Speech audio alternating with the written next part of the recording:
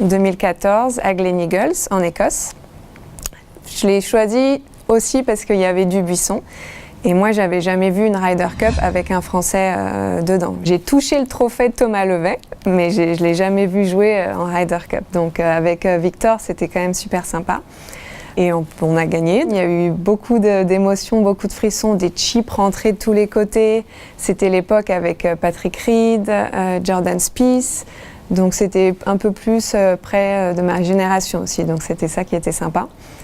Et oui, et donc les gars, ils jouaient avec tellement de fierté pour leur pays ou leur continent. Ça, c'est dans chaque édition, de Ryder Cup, là où il y a le plus de pression, les arènes le plus remplies. Et au final, c'est là qu'on a les scénarios les plus dramatiques.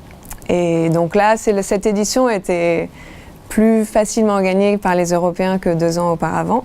Mais je me rappelle du dernier coup de Jamie Donaldson, si je ne me trompe pas, quelqu'un qu'à la limite je ne suivais pas du tout et qui là, pendant la Ryder Cup, j'étais quasiment devenue fan en fait, qui avait fait un coup de fer là, à 1 mètre du drapeau. Absolutely wonderful. Pour gagner la Ryder, ils avaient continué les simples ensuite.